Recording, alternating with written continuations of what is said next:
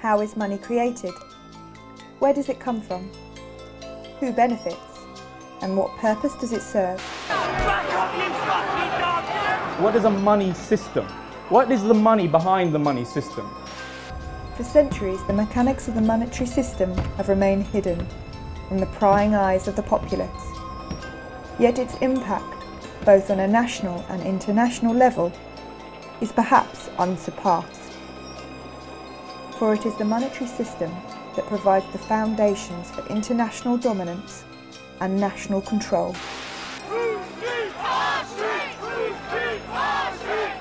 Today, as these very foundations are being shaken by crises, the need for open and honest dialogue on the future of the monetary system has never been greater. This economic crisis is like a cancer. If you just wait and wait thinking this is going to go away, just like a cancer, it's going to grow and it's going to be too late. What I would say to everybody is get prepared. This is not a time right now to wishful thinking the government is going to sort things out. The governments don't rule the world. Goldman Sachs rules the world. We're on the verge of a perfect storm.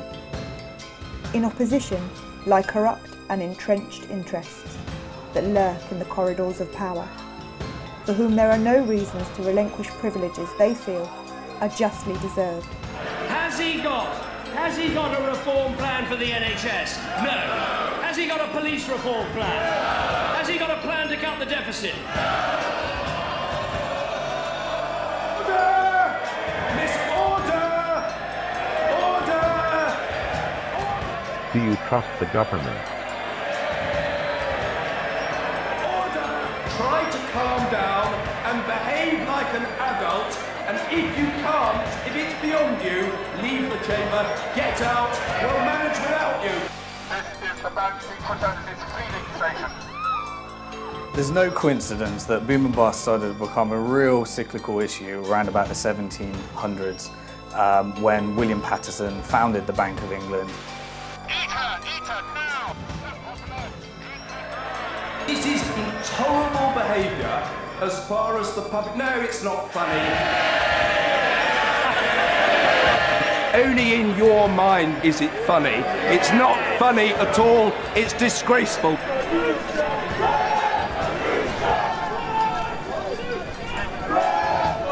The system is inherently unstable as a result of the international power it provides to the dominant parties. For at the heart of it lies the idea of, how can I get something for nothing? Statistical analysis has found that every time an empire begins to near its own demise, you'll find that its currency will be debased. There is no guide to how this whole system operates. To give you an example, a researcher at the BBC working on a Robert Peston documentary went to the Bank of England and said, can you give me a guide to how money is created? And they just said no. This documentary will investigate and explain this ever-changing system and the impact it has both on a national and international level.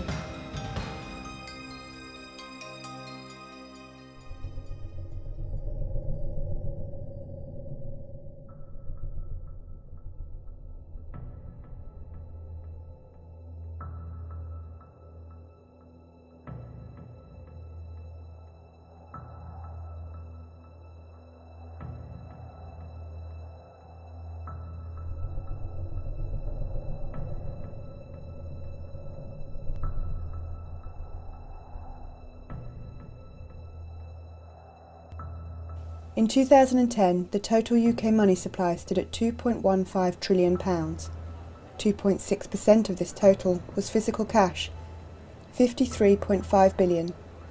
The rest, £2.1 trillion, or 97.4% of the total money supply, was commercial bank money.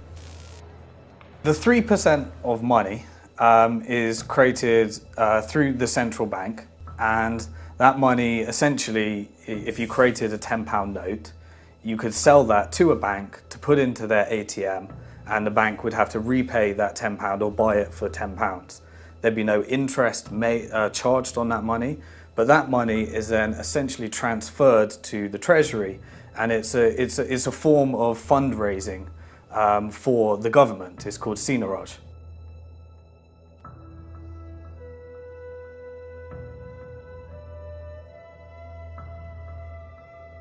When the Bank of England creates a £10 note, it costed about 3 or 4 pence to actually print that note, and it sells it to the high street banks at face value, so at £10.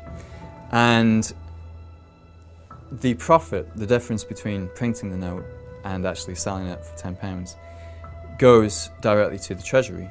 So in effect, all the profit that we get on creating physical money, banknotes, goes to the Treasury, and it reduces how much taxes we have to pay. Over the last 10 years, that's raised about £18 billion. In 1948, notes and coins constituted 17% of the total money supply. This was one contributing factor in the government's ability to finance post-war reconstruction. This included the establishment of the NHS. In only 60 years, notes and coins have shrunk to less than 3%.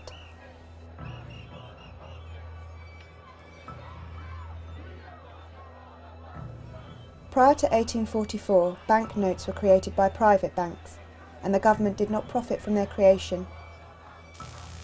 Pre-industrialisation, there was multiple forms of money coexisting, and so the kind of rise of government-sponsored fiat money is a relatively recent phenomenon. In the 1840s, there was no law to stop banks from creating their own banknotes, so they used to issue paper notes as kind of a representative of what you had in the bank account.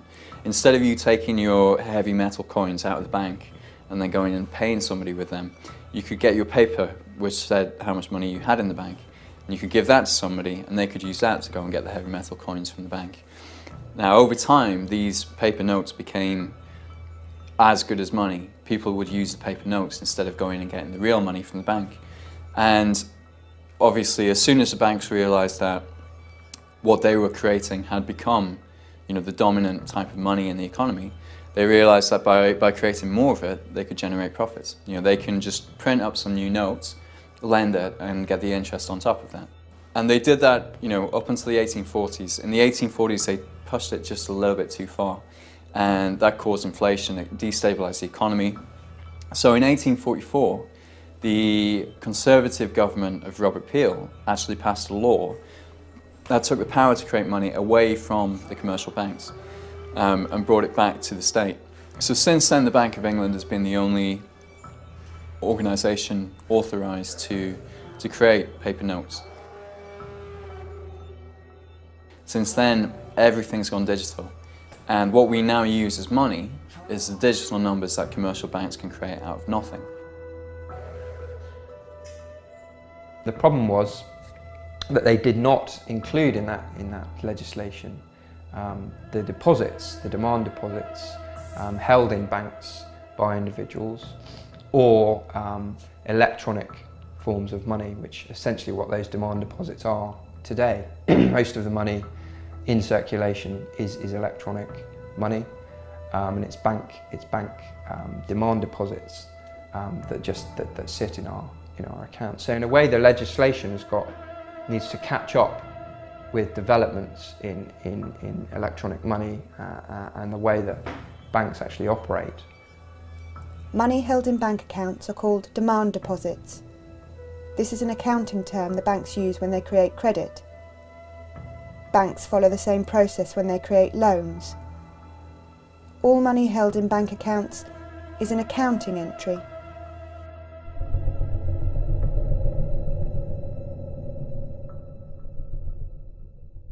The reality is now that most money is not paper and it's not metal coins, it's digital. It's just numbers in a computer system, it's your Visa debit card, it's your electronic, ATM card.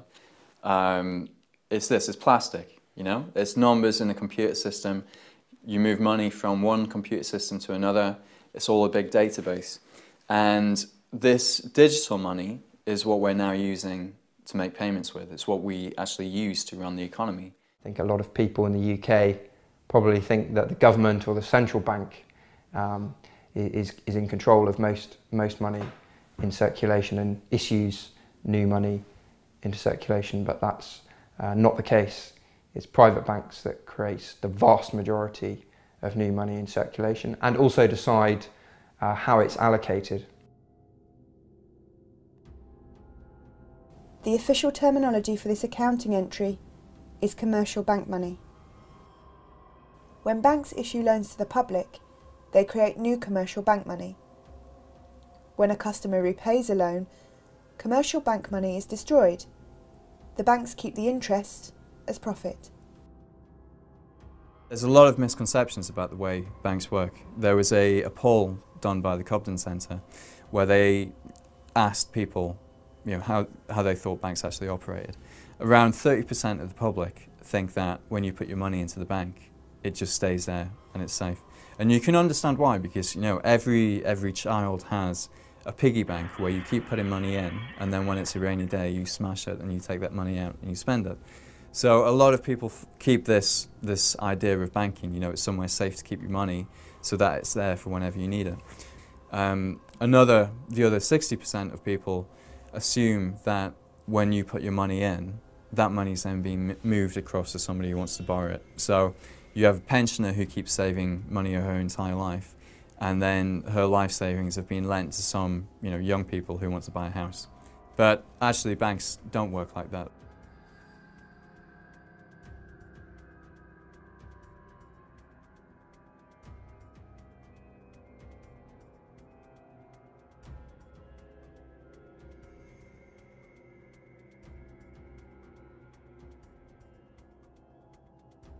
At the moment in the UK, money creation and control is largely in the hands of private banks.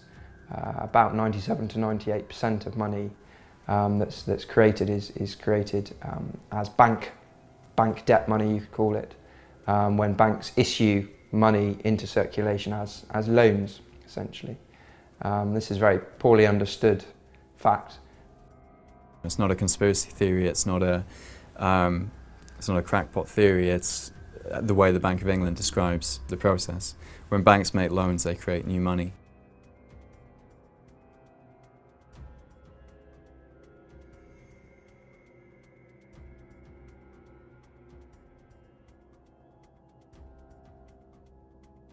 A few economists will realise the way the money system works, but if you don't realise the way that money works, then you think that everybody saving is going to work well for the economy. What really happens once you understand the way the money system works is that if everybody starts saving, the amount of money in the economy shrinks and we have a recession. So most economists don't have this full picture. They don't understand all elements of the system. They rely on assumptions, on received knowledge, without actually going into the details. And money is the center of the economy. If you don't understand where it comes from, who creates it, and when it gets created, then how can you understand the entire economy?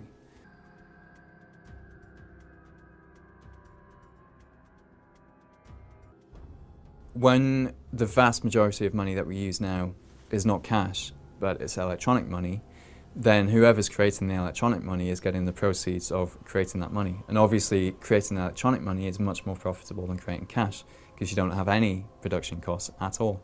So while we've got 18 billion over the course of a decade in profit from creating cash, the banks have actually created 1.2 trillion pounds. Between 1998 and 2007, the UK money supply tripled. £1.2 trillion was created by banks, whilst £18 billion was created by the Treasury. A lot of people think when I say this, or when you say this, or when Positive Money say this, that we're all just a bunch of nutters. But on the 9th of March in 2009, the Governor of the Federal Reserve, Ben Bernanke, gave the first ever broadcast interview the Governor of the Central Bank of the United States of America had ever given. And the day before that, he'd bailed out AIG, which is an insurance company, not even a bank actually, to the tune of about $160 billion. So the journalist says to him, "Now, Mr. Bernanke, where did you get $160 billion to bail out AIG?" Is that tax money that the Fed is spending? It's not tax money. The banks have accounts with the Fed, much the same way that you have an account in a commercial bank. So to lend to a bank, we simply use the computer to mark up the size of the account that they have with the Fed. So it's much more akin, although not exactly the same, but it's much more akin to printing money than it is to borrowing. Banks create new money whenever they extend credit, buy existing assets, or make payments on their own account, which mostly involves expanding their assets. When a bank buys securities, such as a corporate or government bond, it adds the bond to its assets and increases the company's bank deposits by the corresponding amount. New commercial bank money enters circulation when people spend the credit that has been granted to them by banks. I found that talking on the doorstep from August last year round to August 2009 round to the general election, what, 9 months I suppose, knocking on doors, is that when you try to explain how the money system works, there's an almost inbuilt refusal of people to accept that such a bizarre situation could actually exist. No, it can't possibly, you know.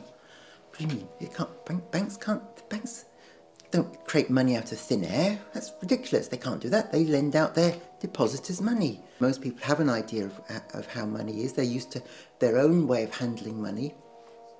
And they try and implement their own idea of how their small household economy works into the national economy. And of course it just doesn't work out. It just doesn't work out at all. By 2008, the outstanding loan portfolio of bank-created credit, also known as commercial bank money, stood at over £2 trillion. As recently as 1982, the ratio of notes and coins to bank deposits was 1 to 12. By 2010, the ratio had risen to 1 to 37. That is, for every pound of Treasury-created money, there was £37 of bank-created money. In the 10 years prior to the 2007 crisis, the UK commercial bank money supply expanded by between 7 to 10% every year. A growth rate of 7% is the equivalent of doubling the money supply every 10 years. The amount of money that they're creating out of nothing is just incredible. 1.2 trillion in the last 10 years. And that money is being distributed according to the priorities of the banking sector, not the priorities of society. Bank sector itself grew from 1980, $2.5 trillion to $40 trillion by assets. In 1980, global bank assets were worth 20 times the then global economy. By 2006, they were worth 75 times, according to the UN. As the following chart shows, total bank assets of UK banks as a percentage of GDP remain relatively stable at 50 to 60% up to the end of the 1960s. After that, they shot up dramatically. And the real money in the world to be made today is not by producing anything at all, it's simply by forms of speculating, basically making money from money. That's the most profitable and by far and away the biggest form of activity, of economic activity that exists in the world today. Today, banks are no longer restricted by how much they can lend, and as such, how much new credit they can create out of nothing. They are restricted solely by their own willingness to lend. The issue with allowing banks to create money, there's two main issues. Firstly, the fact that they create this money when they make loans. So it guarantees that we have to borrow all our money for the economy from the banks. As such, to have a healthy growing economy, the government needs to put in place strategies to allow for ever-increasing debt. The only way the government can create additional purchasing power is by getting itself and us into more debt. The second big issue with allowing banks to create money is that they have the incentive to always create more. They create more money if they issue a loan. They get the bonuses and the commissions and the incentives to create, to lend as much as possible. You have to develop a sales culture. What did they do? They recruited an amazing guy, lovely guy, Andy Hornby, who came from Asda, to turn the bank into a supermarket retailing operation. If you trust bankers to control the money supply will just grow and grow and grow, as will the level of debt. until the point where it crashes, you know, when some people can't repay the debt, and then they'll stop lending. You hear politicians and journalists saying, you know, we've been living beyond our means, we've become dependent on debt, we need to rein in our spending and live within our means. It's not possible in the current system. You know, the reason why everybody's in debt now is not because they've been recklessly borrowing. We haven't borrowed all this money from, you know, an army of pensioners who've been saving up their whole lives. Money in the current system is debt. You know, it's created when banks make loans. So the only way in the current system that we can have any money in the economy, you know, the only way we can have money for business to trade is if we've borrowed it all from the banks. And it's the very opposite of what the Tory party is arguing today, which is that you have to create savings before you can help the National Health Service. And it's because economists have completely confused those things, both in monetary policy terms, but also in economic thinking, and because most people still harbour the old-fashioned view that you need savings before you can invest, that we have the mess that we're in today. Now, one of the reasons why we find it difficult to understand the banking system and credit creation is that we leave school without any money, and we go and get a job working as an apprentice to a plumber. We work really hard all month, and at the end of the month, somebody puts money in our bank. And so for us, the logic is you work and then you get money, you get savings. In reality, you would never have got that job if credit hadn't been created in the first instance. It's a really important conceptual misunderstanding, and it isn't something that the public just are guilty of. Economists don't understand this stuff. Money doesn't come out of economic activity. A lot of people I've come across as kind of assume that if you've got people, if you've got businesses and you've got people doing things, that somehow money somehow emerges out of the process of people doing things, making things and growing things and selling things and producing things, that somehow money just emerges. It's not, it's like oil in a car, you have to put it in. When I see David Cameron talking about how we need an economy not based on debt, but we need an economy based on savings, he just doesn't know what he's saying. It's ridiculous, it's absolutely absurd, and it shows his complete lack of understanding of how our money system actually works. What he's essentially saying is that we need an economy with no money. If everyone was saving, we'd have mass disappearing of money, which is essentially what a bank write-off is, essentially, is people defaulting on their debt, which essentially is just money disappearing.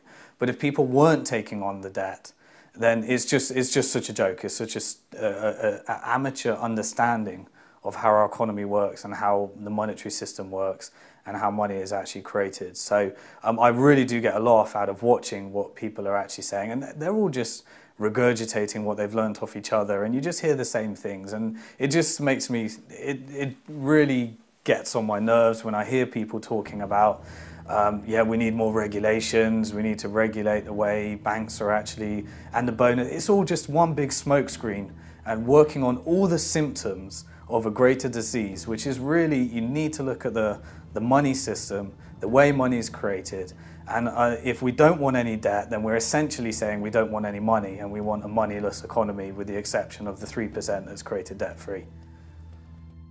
You know, it's a paradox under the current system. If we, as the public, go into further debt, then that's going to put more money into the economy and we're going to have a boom. When you have a boom, it's easier to borrow, so people get into even more debt. And eventually, you know, this cycle continues. It gets easier and easier to get into debt until some people get over-indebted and then, you know, they default.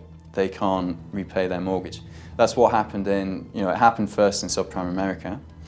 And then, you know, that just brings to a wave of defaults which will ripple across the entire economy.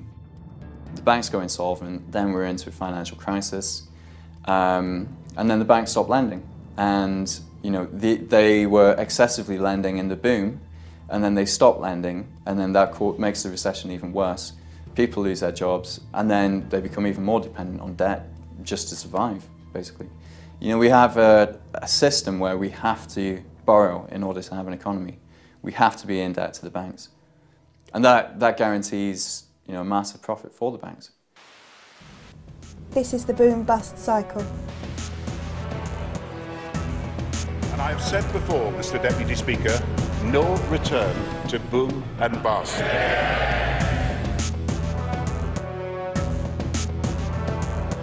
Net bank lending must forever increase. We're paying interest on every single pound. Even if you think the money belongs to you, somebody somewhere is paying interest on that money. The banking system has such a huge impact on the world, but only because it supplies our nation's money supply. We have to protect them, we have to subsidize them, we have to allow them to continue, because the disaster of a bank collapse affects us all in a huge way, and anyone that says that we shouldn't have bailed out the banks doesn't quite understand the nature of our monetary system. That's like eliminating a huge chunk of our money, but also bailing out the banks is perpetuating a system which is never going to work anyway. So whatever we do, we're always going to have this cycle until we separate how money is created and the activities of banking. Then the banks can do as they wish. They're a normal business like everyone else. There's a major democratic issue here as well. I mean, you have these private profit-seeking banks creating up to £200 billion a year and pumping that into the economy wherever they want, basically, wherever it suits them. Whether they're pumping it into these toxic derivatives or putting money into housing bubbles, just making housing more expensive. £200 billion in 2007 of new money coming into the economy, created out of nothing. And where that gets spent determines the shape of our economy, effectively. So if we're going to allow anybody to create new money out of nothing, then we should at least have some democratic control over how that money is used. I mean, would we rather have had that money used for healthcare, to deal with some of the environmental issues, to reduce poverty, or would we rather have it to make houses more expensive so that none of us can afford to live in a house? You can see it as a subsidy, a special super subsidy to the banks for the right to create money, which should be for the benefit of the public and spent through a democratic process.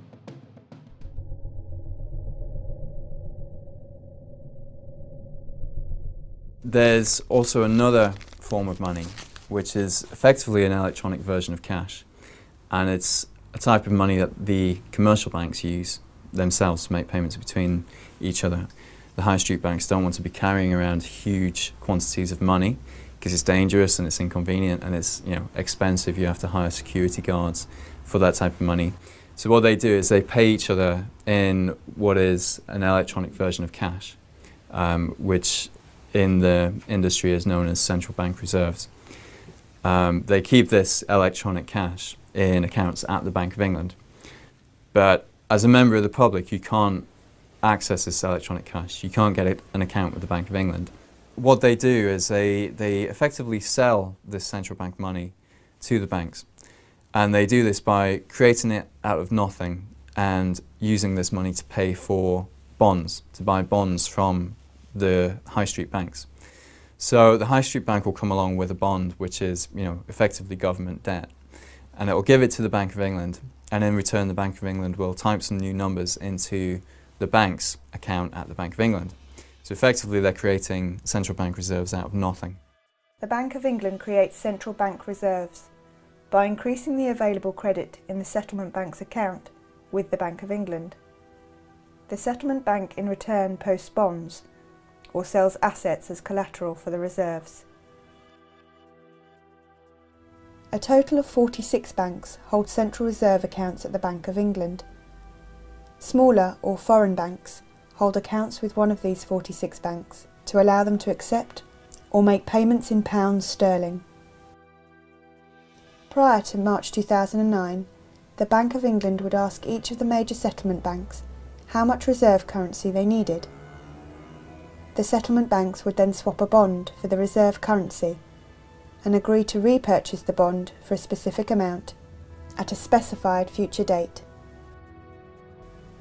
The settlement banks would then receive interest at base or policy rate for the central bank reserves they held. Since the crisis, settlement bank central reserves have shot up dramatically.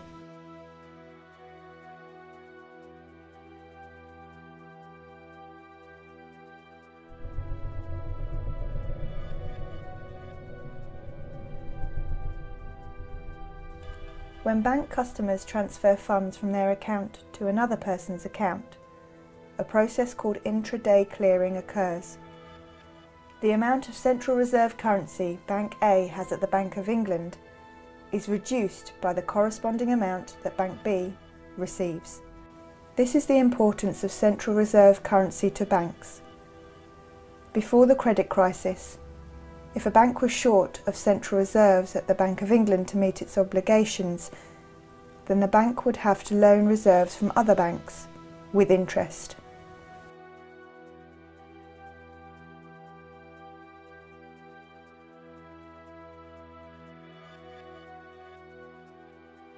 If you sell something on eBay, you know that that deal's not complete until you get some money put into your account. You know, most people actually want to see the money in their account before they're happy to close on a deal. Now the banks are pretty much the same, but they want to see the money in their account at the Bank of England before they consider a deal complete. So for example, if you're buying a house from somebody who banks with a different bank, then what'll happen after you spend $250,000 on a house is you'll tell your bank to transfer some money to the house seller's bank. And what the bank will do is actually instruct the Bank of England to move $250,000 from their account at the Bank of England to the bank of the house seller. And that money will actually move across between the accounts at the Bank of England. When that money is moved across, then the banks will consider that that payment has been made, you know, it's been settled. They don't really deal in the kind of money that we have in our accounts. They deal in this special money that can only be used at the central bank. There are millions of people across the country, all transferring money to each other using only a few major banks. These banks can keep a tally on their computer systems, and usually many of the movements cancel each other out at the end of the day. The 5 major banks, RBS, Lloyds, HSBC, Barclays and Santander, hold over 85% of all deposits. As there are a limited number of banks in the system, the central reserve money can only be moved around them in a closed loop. The money is just circulating through this system over and over again. And if you think about it, a £1 coin could be used to make £1 billion of payments if it was circulated 1 billion times. And that's effectively the system that you have now, is you have a small pool of real money that's just going round and round the system, and it's being used to make a huge quantity of payments on our behalf. Just before the crisis, there was only £20 billion in the accounts at the central bank. September 2007, thousands of Northern Rock customers queue up to withdraw their cash. The company had been forced to seek emergency funding. It's the first run on a British bank in 140 years.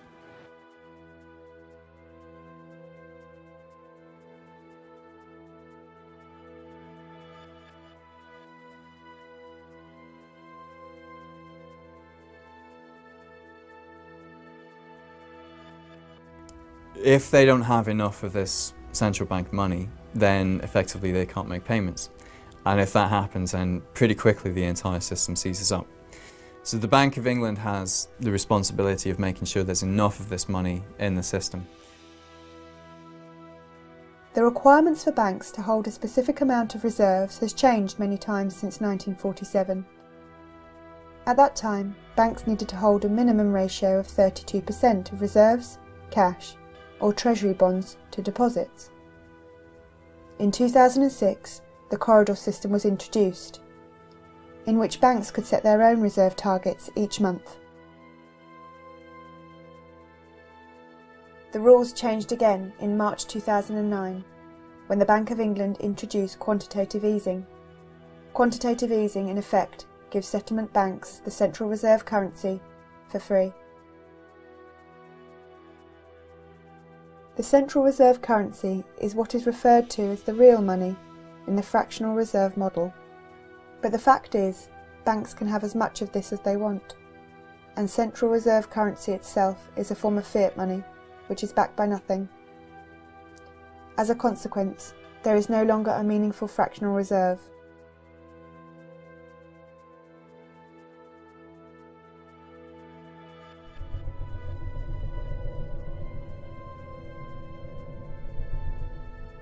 if you look over the history, the last 150 years or so, you start off with the development of a gold standard that really comes to the fore in the 1880s, 1890s, where essentially countries peg themselves to a particular defined value of gold, and then they have an agreement to fix that value, to hold that value, and to trade gold amongst themselves to make sure the balances are all there, and also to try and restrict or expand or contract activity in their own economies to make sure that the balance, that particular fixed price is maintained. That disintegrates after the First World War. I mean, this is where the whole thing breaks apart.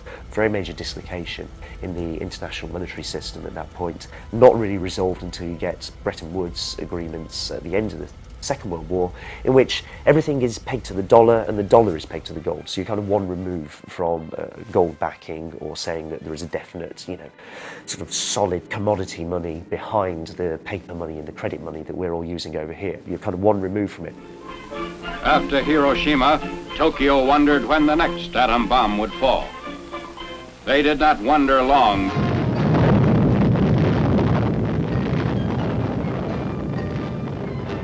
In 1944, at Bretton Woods, the US and the UK began to negotiate how to govern the world economy, the world monetary system, and came up with the World Bank and the IMF and a series of other institutions designed to manage the global currency.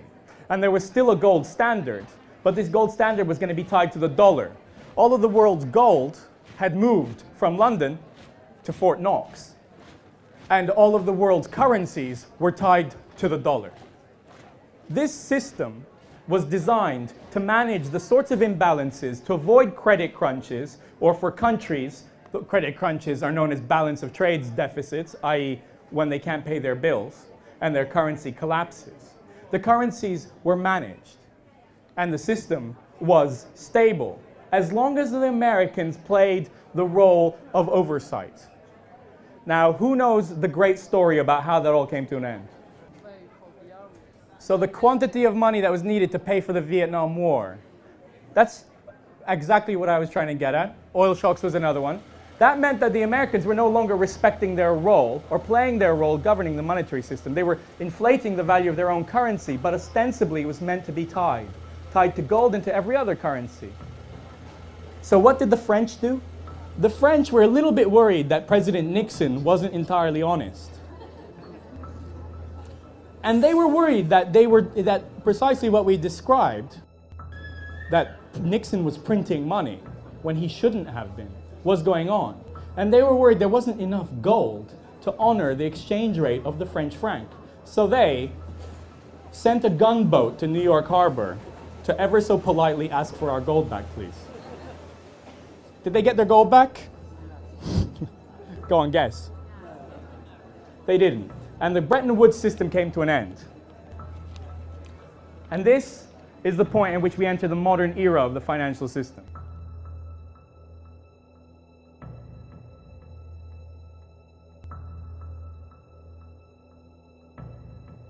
Historically, money creation was pegged to a commodity, often gold, but today it is pegged to nothing. Which means there is nothing backing our money.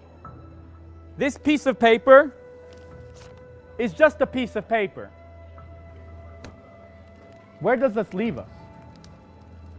If money is based on nothing, why do we think it has any value?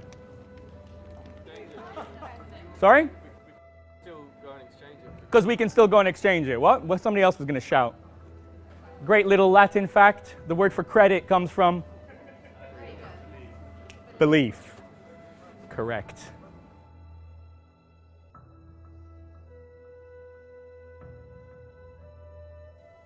Since the collapse of the dollar gold standard in 1971 and the deregulation of the financial system, money creation has grown exponentially. The World Economic Forum meeting in Davos at the present time have called on a need for the credit within the economy, the global economy, to be expanded by $100 trillion, 100 trillion US dollars. trillion is 12 noughts, so 100 trillion, if you want to imagine, is a 1 followed by 14 noughts. They believe this credit expansion will create a boom, because there is now more money in the economy with which to make investments. It's fascinating the emergence of digital currencies, how it's transformed everything really, because it just completely unleashed private banks to dominate and create the money system that works for them and works for the people who run private banks. If we want a growing economy, under the current setup, we have to have growing debt. You can't, this is something that very, very few people really understand, especially not the politicians who are managing the economy, which is a scary thought.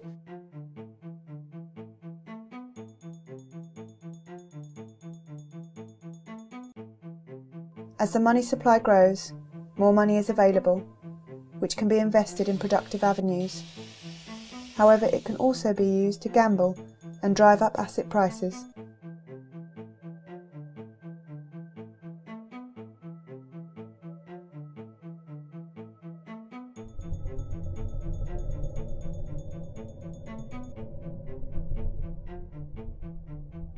Inflation is a rise in the general level of prices of goods and services in an economy over a period of time.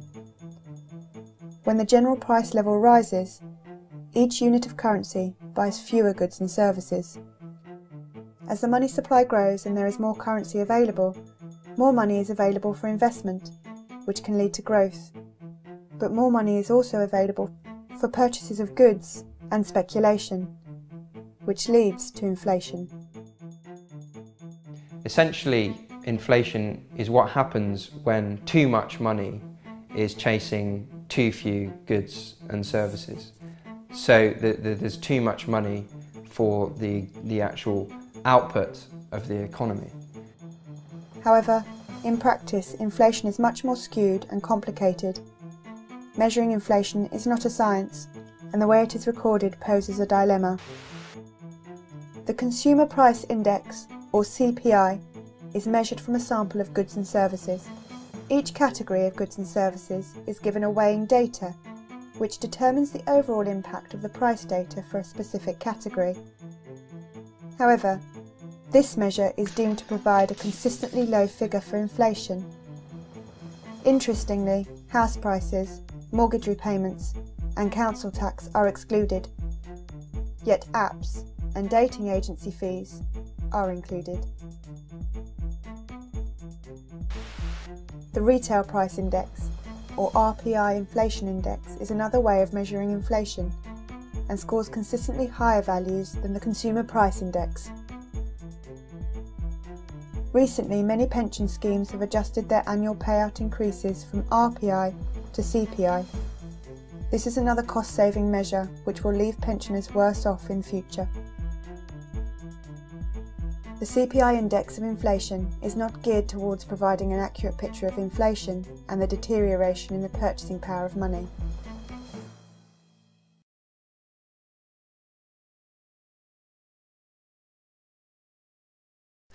In the 7 years between 2000 and 2007, the money supply doubled, and the banks, the central bank, the Bank of England in this time, was under the impression that they had it under control because they were saying, prices aren't going up that much.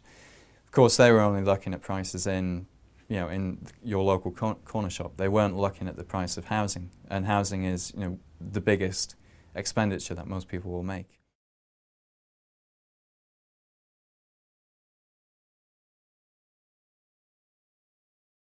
Increasing house prices, it may make you feel like you're becoming wealthier, but as your wealth increases, the effect is that your children's wealth is actually decreasing. So in fact, there's no net gain in wealth because your children are going to have to pay even more when they want to buy a house.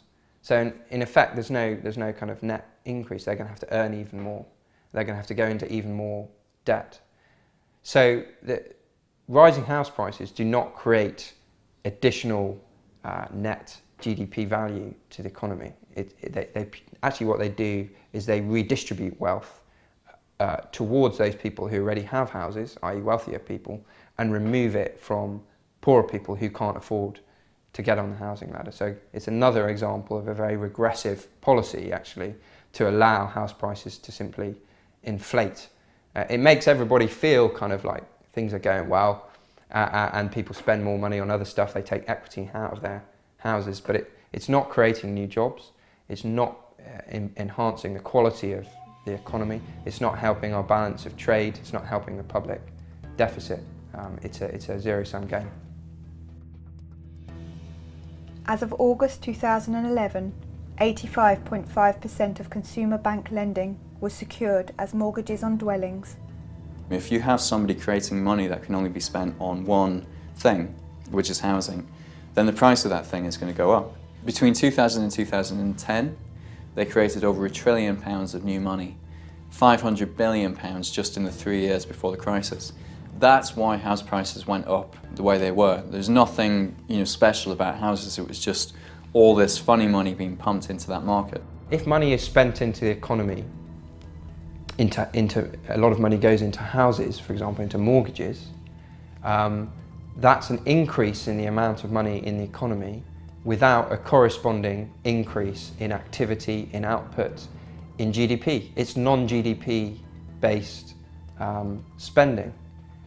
That's what causes inflation, and in the UK we've had it in spades. We've had this massive housing boom, and the main cause for the housing boom, in my opinion, is the huge amount of speculative credit created by the banks to go into houses. If houses were cheaper, they would be easier to build, more of them would be built. There would be less huge houses with hardly any people in them. London would not be the centre of a kind of very rich speculative orgy where all the richest people in the world want to get a property in London because it's seen as a great asset. Houses would be seen as places to live primarily rather than places to invest. Important thing to think about is if you're a bank and you've got to make a loan, you have choices. You can give that loan to a small business, and you'll know that the risk to you of that loan failing, defaulting, is actually quite high, because that small business, the owners of that business, have limited liability, which means if the business goes bust, you as a bank are getting nothing back, essentially. That's it. So that's kind of high risk compared to loaning your money to somebody with some collateral, with a house behind them, like a mortgage. So there's a kind of simple incentive for banks to prefer putting money into housing than into a small business. Now that's a real problem, or if you widen that out across the whole economy, because it means there's an incentive, to put money into speculative rather than productive investment. So again, we have to think about how we create a monetary system that is more balanced between those two kinds of speculative and productive investment. The government showing very little, enormous reluctance to regulate the housing market and to, again, regulate the amount of money that banks put into houses. We don't decide who creates credit for what. No, we leave that to a couple of chaps in a bank to decide, basically.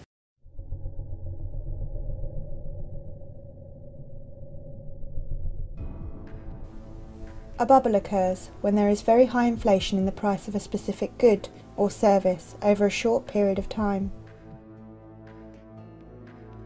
The idea of the tulips and their relevance is that we saw the first ever financial bubble and crash. The craze for tulips, black tulips being a mythical ideal of what somebody could genetically engineer through cultivation after many generations, became a mania in the Netherlands in the 1630s. What they didn't realize was that many of the very, very rare patterns on tulips were caused by a virus and weren't genetic at all. But they traded in them, to the extent that tulip bulbs got to the point where they were worth 10 times the average annual salary of a person working in the Netherlands. There was a futures market in tulip bulbs, because obviously you plant them now, but you don't know what's going to come out of the ground. So we see already, 400 years ago, that a money system or a financial system is not something that exists in the abstract, somewhere out there in the ether, but something that was to do with states, power, trade, and how they interact with each other. Unlike tulips, which are a disposable luxury, houses are both a necessity and a luxury, and as such they are ideal as a vehicle for money and bubble creation. A dwelling is perhaps the most prized possession of value most people aspire to. Inflating house prices in this way allows a nation to expand its money supply without affecting inflation data. The additional purchasing power created increases the perceived wealth in relation to other nations, and thus it creates relative power. It is a way of increasing monetary power without investing in the productive growth of industry. But certainly if you look at Britain and America as outstanding examples of this, these are countries with very high rates of private home ownership, so you've got a good base to try and perform this sort of policy off the back of. I think it was quite deliberate in the case of the US, almost explicit. It was Alan Greenspan, as head of the Federal Reserve, when confronted by a stock market crash at the end of the 1990s, quite deliberately slashed interest rates to almost zero. Everyone can borrow very, very cheaply. In particular, it's very easy to borrow against a house because this is an asset and it's potentially something that a bank can say, well, okay, we're not just lending you money unsecured, you actually do have a house, and that's great because we can repossess it. They won't tell you this when you take the mortgage, but they can do this. And that bubble is then what fuels expansion, such as it is inside the US and inside the UK, where something similar takes place for the next decade or so. I think it's also a reflection of an underlying weakness of these governments, that they simply lack the will and possibly the ability, but I think it more comes down to a will to challenge financial markets, to challenge big capital and say, we're going to do something different now, and you're going to have to go along with it, because we've been democratically elected and you lot frankly haven't, and we have a mandate to do this and we're going to make this happen. Just remember, it's all part of the plan. What are you yapping about? You voted for it. In Holland, or in the Netherlands, what we had over a period of trying to get independence initially from Spain and trying to raise money to get an army to free themselves was financial innovation. They innovated public lotteries to get money together. They had public subscription. This was the idea that led to the idea of public shares, a piece of the action that anybody could invest in. That meant that something like 2/3 of the population was investing in tulip bulbs by the 1630s. After independence, these instruments were applied to financing expansion. Why was such a small country able to hold its own against so much bigger countries? For example, Spain and Portugal, that had the benefits of their empires for over a century in respect of the Netherlands. Why could they compete? On what resource basis? Well, they had a more efficient, a more involved, and a broader-based financial system with these instruments that they'd innovated that allowed them to bring more money to bear at one point than anybody else more quickly. Incredible, but true.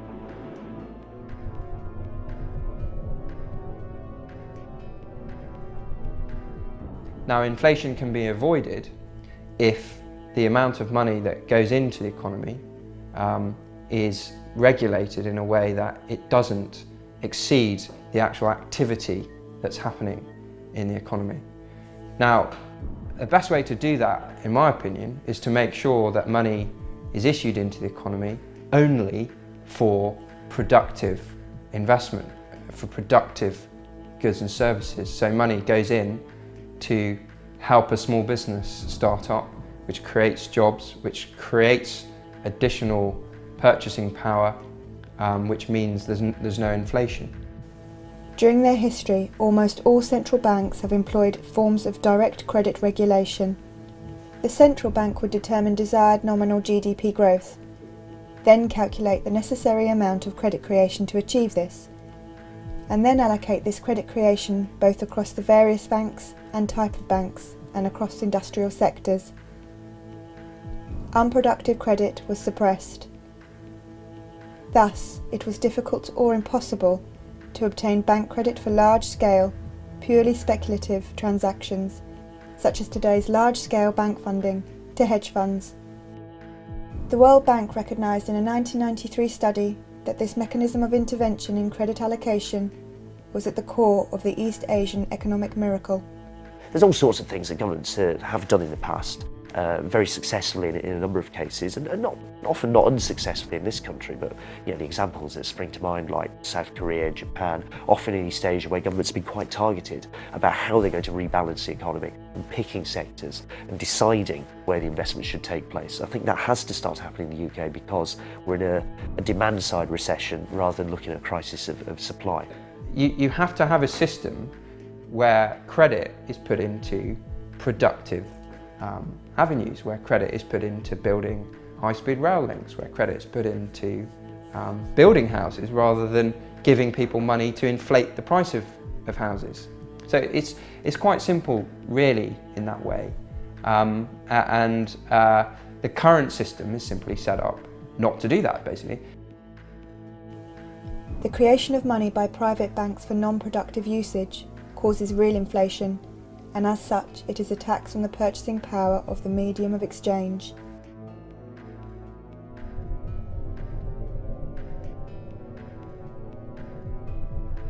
The figures for the UK are quite stark, actually, that average, median, real incomes for, so that's, you know, what, the bit in the middle, for most people declined over the last 8 years or so. They're now in quite sharp decline as we go into the recession. I mean, the sharpest really since, it looks like since about the 1930s, put it that way. So real incomes are declining. Bank-created fiat currency allows the private banks to suck wealth from the economy, and over time results in a gradual decrease in the standard of living. As people become poorer, they become even more dependent on debt. And this at a time when efficiency and machination have improved dramatically. You know, if you go back to the 1960s, and we were expected we were looking forward to an age of leisure. They were talking television programs saying, what's people going to do with all their spare time? You know, and now we've got more people working harder than ever, spending more than ever, which looks great. You know, everyone's spending more. Everyone says, oh yeah, you know.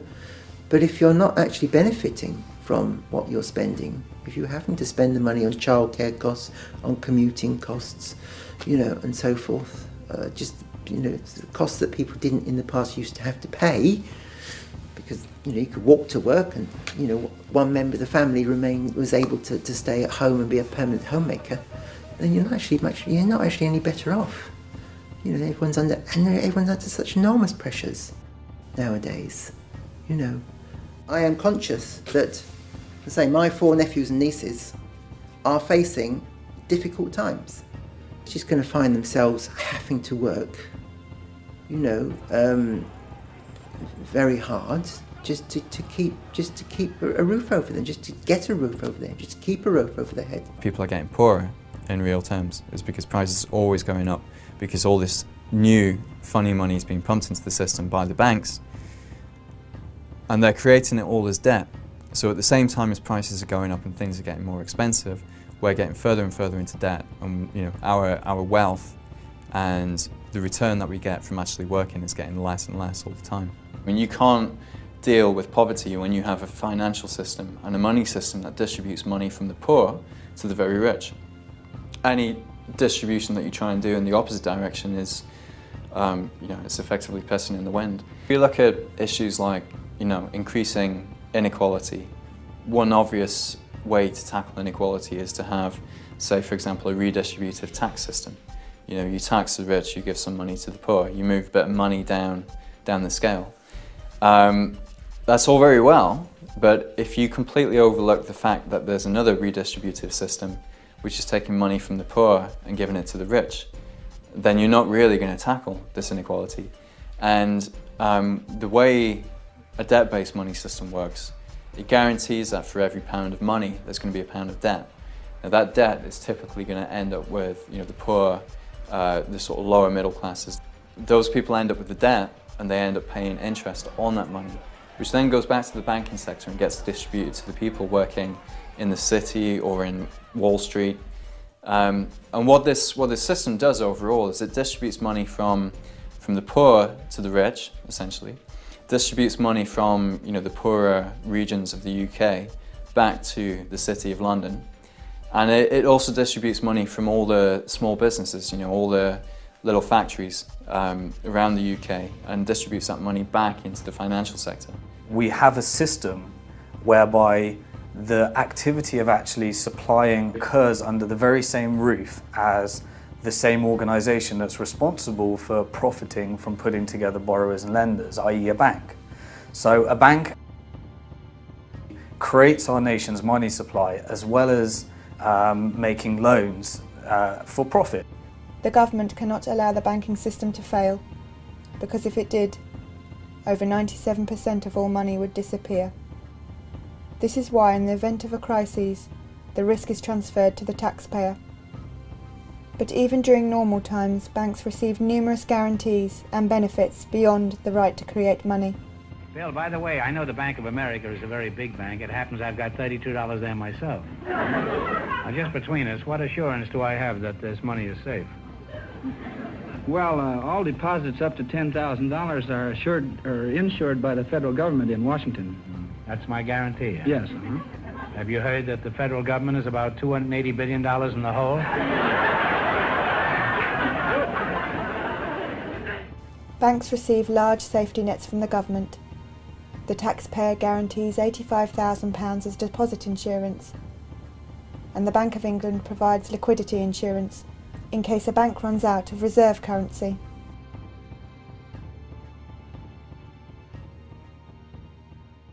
Someone wrote that a big investment bank is like a giant vampire squid, wrapped around the face of humanity, hypnotizing politicians who throw money at the banks, no strings attached, no matter what damage is done, trashing the planet, forcing cuts to things that make life better.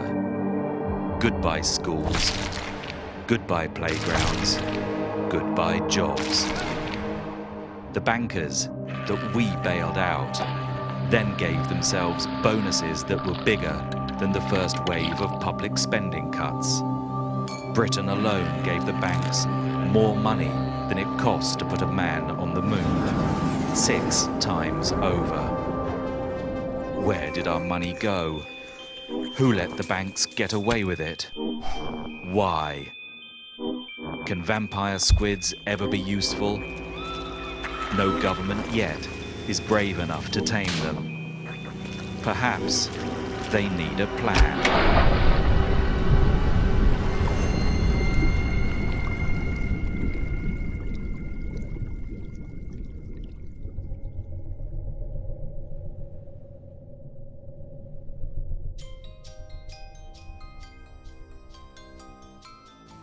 The spending cuts agenda is an attempt by the government to shift debt from its account to that of the public. This is the government's response to the bank bailouts, and is necessary in a debt-based monetary system, where increased purchasing power is the result of growing debt, and where a diversification of debt provides overall stability and market confidence. Policies such as student fee increases and the privatisation of public services, assets and industry follow the same model. The problem we're facing, I think, is that there's this transference from the public debt to the private debt, which is essentially a way of transferring risk, actually, away from sort of UK PLC and the government onto the heads of individuals, and it's going to be the most vulnerable individuals who are going to have the most debt. Thus, it's a very unprogressive, regressive policy framework that the government's embarking on, where the risk is moved onto those who are most vulnerable. And if there is another financial shock, if there's an oil shock, for example, the people who will pay the penalty are the poorest people in society. Or homeowners, for example, who will fall into negative equity if interest rates go up even 1 or 2%, there'll be really big problems. So I don't think it's a sensible way forward at the moment at all, and it's regressive, and it's certainly not fair in the terms that the government's talking about, and it's certainly not a case of we're in this together. As more of a country's resources and industries are privatised, the private sector takes on more debt. As a result, more money is created and there is a boom. Some private equity companies have taken this theory to the extreme, engaging in a practice known as a leveraged buyout, where a company is purchased at an often inflated price and the purchase price is transferred to the business as a debt. The company becomes responsible for the funding of its own purchase. These debts are often so great that the company needs to reduce staff, salaries, and research activities. When you have to factor interest as a business, if you have to factor interest repayment into your goods and services, then you have to charge a perpetually higher price as you take on more and more debt. An increase in the diversification of debt results in an increase in the money supply. When the money supply increases, more money is available for productive activities and consumption, which is the condition for a boom. It's questionable whether we're going to get out of this recession or whether we'll just keep ticking along the way that we are now. However, if we do, then when we come out of this recession, when growth starts again, look at what happens to debt. It will rise and it will keep rising, and the faster the economy is growing, the faster the debt will rise. And then give it another 3 to 5 years, we'll be back where we were. You know, the debt will become too much, people will start defaulting again. It's kind of the system that we're locked into now, is we can't grow the economy without growing the debt, and the debt is the very thing that will bring down the economy. The only option going forwards is to reform it, to stop banks from creating money as debt. By fixing the monetary system, we can prevent the banks from ever causing another financial crisis. And we can also make the current public service cuts and the tax rises and the increase in national debt unnecessary. The current monetary system allows the banking sector to extract wealth from the economy, whilst providing nothing productive in return. I mean, why is it that we've got all this technology, all this new efficiency, and yet it now requires 2 people to finance a household, whereas in the 50s it only needed 1 person working? And the reason for that is not because these washing machines and everything are more expensive, it's because of all the debt. And it's because effectively the banking sector is creaming it off from everybody else. So a growing banking sector isn't a sign, it's not a good thing. If the banking sector is growing, it's either that it's becoming less efficient or it's becoming a parasite on the rest of the economy. And that's, we can talk about the banking sector becoming 4%, 5%, 6% of GDP. What's happening to the rest of the economy? It's becoming 96, 95, 94% of GDP. We've got to get switched on to this now. If we want to have a chance of tackling any of the other big social issues, you've got to figure out the money issue. The poorest in the world pay for crises, even when they've not benefited from the often reckless and speculative booms, like the housing boom in Ireland that preceded that crisis. Over the last 30 years we've seen income differentials increase so that the rich have got much, much richer. And ordinary people haven't. They've stayed the same, or they've got poorer. And one of the ways that the economy was kept going was by providing cheap credit, was by providing debt to those very people who couldn't really afford things anymore. So they kept buying. And when it collapses, it's those same people that have to pay once again, even though in many ways they were the victims the first time round. As a result of the crises, the Bank of England has bought corporate debt and repackaged it at lower rates of interest. Yet the average person is being asked to pay more than ever to borrow on overdrafts and credit cards. Debts between the very wealthy or between governments can always be renegotiated and always have been throughout world history. They're not anything set in stone. It's generally speaking when you have debts owed by the poor to the rich that suddenly debts become a sacred obligation, more important than anything else. The idea of renegotiating them becomes unthinkable. Can you pin down exactly what would keep investors happy, make them feel more confident? That's a tough one. Personally, it doesn't matter. I'm a trader. I don't really care about that kind of stuff. Were you born in Ireland? If I see an opportunity to make money, I go with that. So, for most traders, we don't really care that much how they're going to fix the economy, how they're going to fix the whole situation. Our job is to make money from it. And personally, I've been dreaming of this moment for 3 years. If you know what to do, you can make a lot of money from this. I had a confession, which is, I go to bed every night, I dream of another recession. I dream of another moment like this. I dream of another recession. I dream of another moment like this. You can make a lot of money from this. Bruno, Virginia hurt somebody real bad. You ought to hate her. The way in which you can look across Europe now and see that the new Prime Minister of Greece, not elected, essentially imposed, Papademos, former employee of Goldman Sachs, the new Prime Minister and Finance Minister of Italy, Mario Monti, former employee of Goldman Sachs, the new President of the European Central Bank, former employee of Goldman Sachs. It's quite, you know, you kind of see these people popping up absolutely everywhere. That's the way to change what we have, take all power and all freedoms away from the people and collect everything into the hands of one small group with absolute power. From the people, without the people, against the people. What's been interesting out of all this, I suppose, is the question of democracy that's been opened up very starkly in Europe, that you have a government of bankers essentially imposed on you. It's bankers who more or less got us into this mess, to put it rather crudely, but that's a good first approximation to it. And then you say, okay, bankers are the people who are therefore going to get us out of it, and incidentally they're going to run your country now. There's a serious question of democracy that's opened up here. By the way, the banking crisis drove more than 100 million people back into poverty. The mortality statistics of people who go into poverty rise hugely for a whole range of reasons.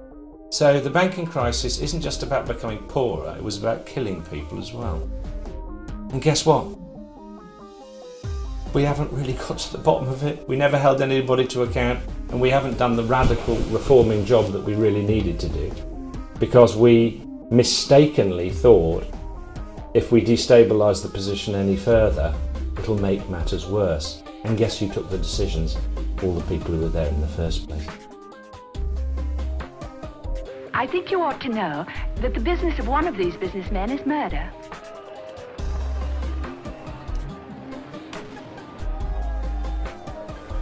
Their weapons are modern, their thinking 2,000 years out of date.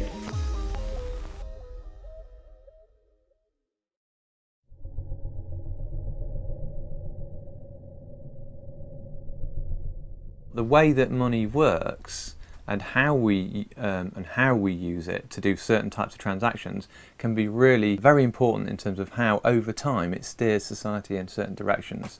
So how I use money, what I use money for, and who's controlling money and where it ends up over time can completely transform society. The kinds of businesses that get preferred by certain types of money systems.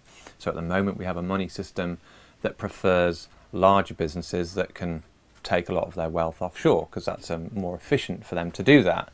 But that means that money ends up leaving communities. Sometimes I think it's quite amazing that there is very little way of any individual directing money towards their locality. You cannot invest, there's no way for me to actually say, well, I've got a little bit of savings, I want to invest in Norwich, I want to invest in businesses that want to set up here. There's no mechanism for people to kind of invest within their locality. You put your money into a mainstream bank and the money goes off to wherever. Who knows what this is? Shout.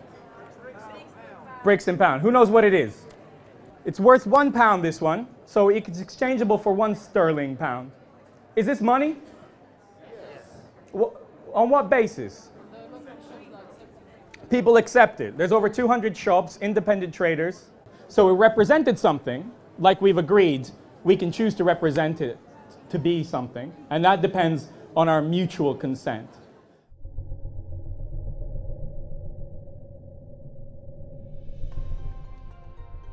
The Bristol Pound project has been fascinating because I first started reading about money and realised I didn't understand it very well when I started trying to set up a Bristol Pound.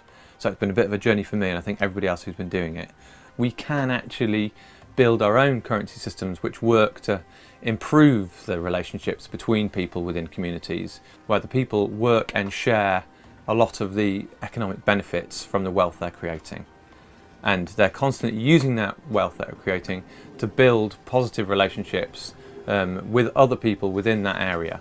And they can see the impact of the money. So when you spend something, if I spend, 20% of my wealth on a certain thing, I'll see what that 20% of my wealth's doing. I'll see, oh well, it's actually having a really positive effect because those people who are using that money to go and do something else, which is really good. Or I can see that it's actually trashing the local woodland because I was paying that carpenter to go and cut down all the woods, and I really like going to the woods with my dog, so actually maybe I don't want to do that. So you can include all what normally just get brushed aside as externalities. Oh yes, well, externalities are actually our life. It's what we, in communities, all those externalities are what actually make us live a good life, I think. We want it to help achieve certain things. We want it to help build community. We want it to support independent businesses.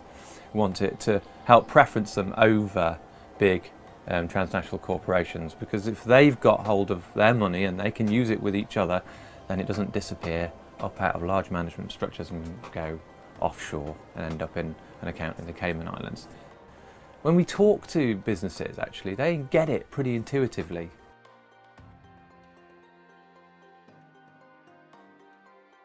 The Bank of England, of course, may decide this is a threat to the stability of sterling. At the moment, they're reserving their right to take an opinion on it. They've sent us all their rules and regulations, and what we've done is we've got a team of lawyers who've given loads of work pro bono and said, okay, we'll work on this and we'll make it as watertight as you possibly can. In the end, what the Bank of England decide to do, we don't know. You see a kind of widespread proliferation of alternatives. It's normally during periods of capitalist crisis. So the Great Depression, you had the kind of rise of a lot of script currencies, particularly in North America, and experiments in Europe as well, quite a lot. And most of those got extinguished through, basically being made illegal by the authority of the kind of central banks and the political forces deciding that they didn't want those experiments to carry on. This monopoly state bank currency that we have is very good at some things.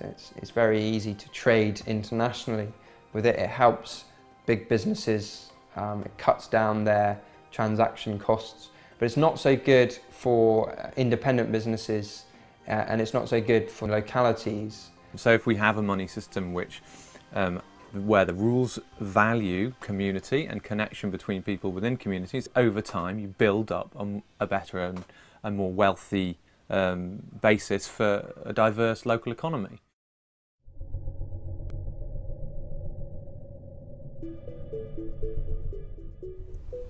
A bank run can take three forms. Customers can withdraw their money in cash. However, this will not reduce the digital money supply, it will merely transfer ownership.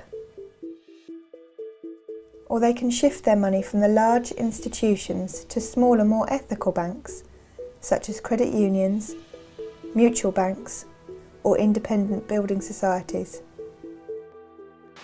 Our next guest has a New Year's resolution, though. She says we'll create a better financial system. And it's this: move your money out of the nation's big banks and into your local community bank. Shifting commercial bank money to these institutions will reduce the monopolistic grip of the big five banks. 于是克里斯汀宣告，11月5日将为转换银行日。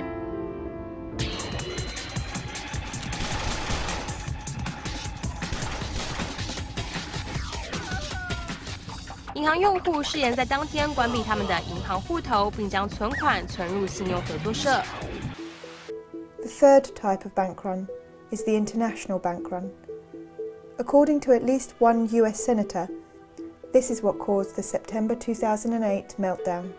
Look, I was there when the Secretary and the Chairman of the Federal Reserve came those days and talked with members of Congress about what was going on. It was about September 15th. Here's the facts, and we don't even talk about these things. On Thursday at about 11 o'clock in the morning, the Federal Reserve noticed a tremendous drawdown of money market accounts in the United States to the tune of $550 billion. was being drawn out in a matter of an hour or two. The Treasury opened up its window to help. They pumped $105 billion in the system and quickly realized that they could not stem the tide. We were having an electronic run on the banks. They decided to close the operation, close down the money accounts, and announce a guarantee of $250,000 per account so there wouldn't be further panic out there. And that's what actually happened.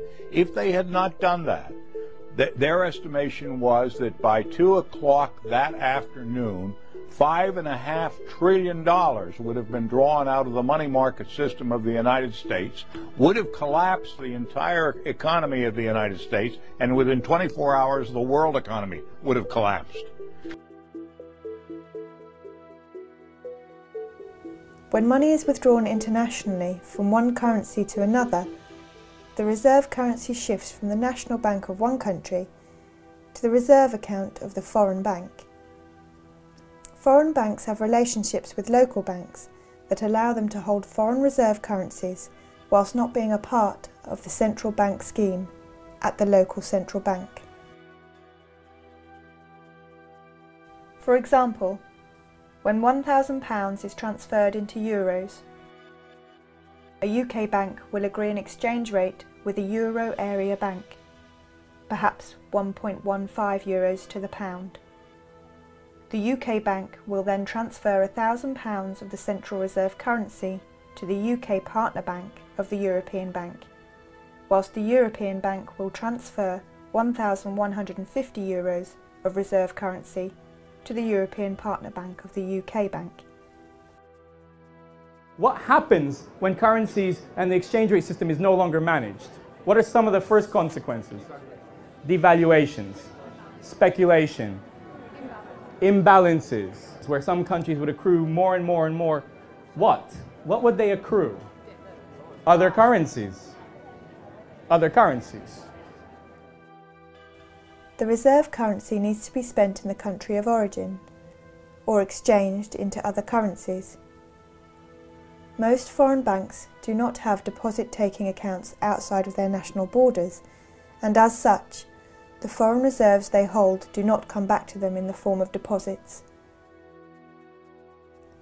When a country accumulates trade imbalances, it either accumulates foreign reserve currencies, in the case of surplus, or spends its own reserves, in the case of negative trade balances. Balance of trade is basically the difference between what you're selling abroad and what you're buying from abroad. Now, the feature on the UK is that for a very long period of time it's had a deficit on something called a visible balance of trade, which is trade in things, well, things that you can see. So that is goods that you'd recognise, stuff you can put in containers, it's cars, computers, things that you'd see in a shop. That's been in substantial deficit for, I think it opened up it did open up in the early 1980s. And essentially it hasn't gone away since, and if anything has got wider and wider. Foreign exchange reserves cannot be directly used for domestic spending. The money can only be spent abroad or on imports. A country with a large balance of trade deficit relies on its creditors to spend the imbalances accrued in its own market. I mean, there have been proposals in the past to try and create a mechanism for those imbalances to match up. So Keynes, for instance, John Maynard Keynes, at the end of the Second World War, his original proposal for what became Bretton Woods and a set of institutions set up there, like the IMF and the World Bank, was that there will be a kind of international clearing union. This is particularly relating to the trade side rather than the sort of the financial side directly. But the principle was that, you know, once trade balances had opened up, everybody would bank through an international clearing bank, and that would kind of force everyone to eventually reconcile the imbalances that appeared in the real economy. But no such mechanism exists. The accumulated net trade imbalance for the UK is around £800 billion.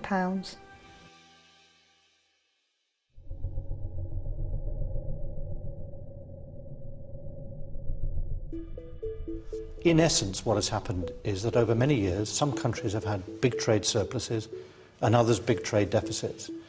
The countries with trade deficits have been spending more than they've been earning, so they've had to borrow from abroad. And they've been doing this year after year. Countries like that are the United States, ourselves, and some other countries in Europe. That cannot go on. And there are two ways in which this can come to an end. Either, and we're seeing this in some other countries in Europe, if they can't find new ways to become competitive, then their ability to repay the debts is called into question. Another way of doing it, which we followed, is that we got a credible plan to repay our debts, and the value of sterling has fallen by 25% to make our exports more competitive and attractive to overseas buyers, and it to be more attractive for British consumers to buy from British producers rather than overseas producers. That is what we have done to put in place a framework to rebalance our economy, and I'm sure that's the right way to do it. Currency war, also known as competitive devaluation, is a condition where countries compete against each other to achieve a relatively low exchange rate for their currency. As the price to buy a particular currency falls, so too does the real price of exports from that country.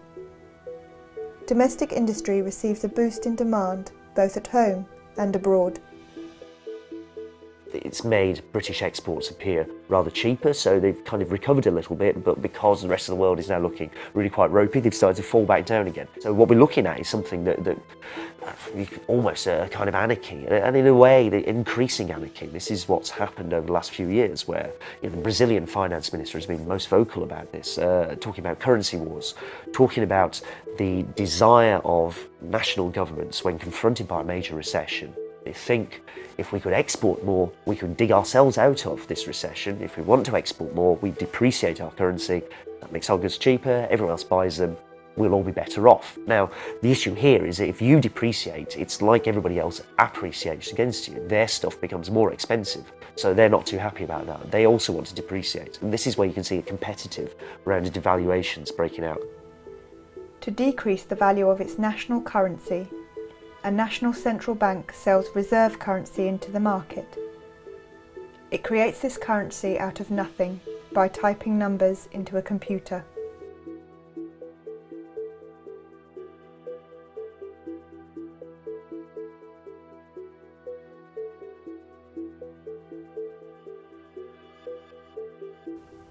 During the long phase of commodity money, the exchange rate would depend on the amount of gold, silver, or copper contained in the coins of each country.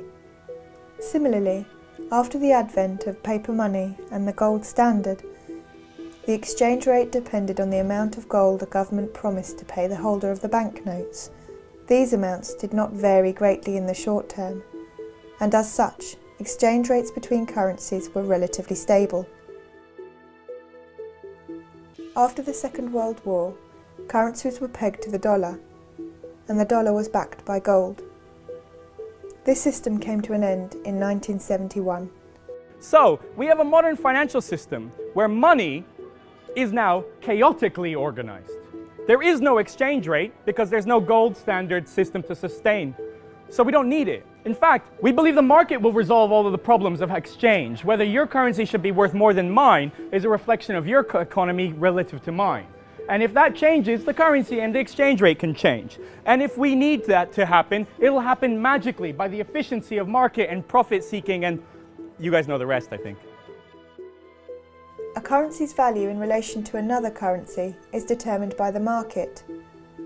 If more people want to buy a currency than sell it, its value increases. If more people want to sell, its value decreases. The value is set by individual banks. As they buy and sell currencies, they will adjust the exchange rate. In the last study I read in 2007, each day on currency markets, $3.2 trillion are traded each day. Who knows what the global GDP is? 50. Again, Brucey, higher. 60, that's closer. The point is, think about that exchange happening every single day. There's about 260 business days a year. It takes a few weeks to match the global value of every economic transaction that happens everywhere, every day, in a year. and it takes a few weeks. Obviously, all of us trade currency fairly regularly. If you go abroad, you exchange into another currency. That's a form of currency trading. You're swapping your pounds into whatever, euros or yen or whatever it might be. That happens fairly regularly, and that's a conventional part of the trading process. Now, large corporations have to do this on a regular basis. Where it becomes something that people question, and where you get people saying, well, hang on, this is speculation, is when you get people realising that currencies move around next to each other. And if they move around in value next to each other, there's always an opportunity to try and make money out of those changes in value, and therefore you can speculate on it. And that's the more sort of questionable end of the market. That's the bit of the market that things like a financial transactions tax would try and chop away at. Because the assumption there, and it's kind of not incorrect, is that this just produces instability for everyone else. That these people want volatility in the market because that's how they make their money. They want to encourage it, and they do encourage it by trading and speculating in the way that they do. By 2010, the foreign exchange market had grown to be the largest and most liquid market in the world, with an average of $4 trillion of currency being exchanged every day. Volatility creates a need. What does it do to countries, especially perhaps small ones like developing countries, if there are suddenly huge and instantly fluctuating financial flows? What do they have to do to cope? Increase their production and sell more, lowering the price, and becoming possibly even poorer. Once you start talking about the international system, it becomes really quite a peculiar thing, in that a lot of it depends on simply sentiment and beliefs about what an economy is like, rather more than it depends on anything the economy might or might not actually be doing. And that can shift very, very rapidly, because if it's just somebody's belief about a currency is supportable, then they can carry on believing this until whenever. If that belief changes, and can change very rapidly in a financial market, the process of financial contagion can take place in just minutes, seconds even, that you can just move from being apparently quite a stable, robust economy to being one that suddenly sentiment has turned against you, and you find that markets are picking on you. And it can often be not much more than you're simply a next door neighbour of a country that's currently in trouble. Many of the world's financial crises in the past 30 years have been caused by rapid withdrawals of the nation's currency or the currencies of an entire region. This type of activity is often referred to as financial warfare. It's benefited major institutions really quite substantially. Goldman Sachs, for example, or any large bank, has done somewhat better out of this set of arrangements than it would have done in a far more regulated environment. It's made people very, very wealthy. It's allowed financial markets to expand absolutely enormously. Anybody involved in that is keen on seeing a deregulated world. In the case of the UK, you have a government which has been quite overtly and deliberately and aggressively arguing against any forms of regulation being imposed on those financial markets.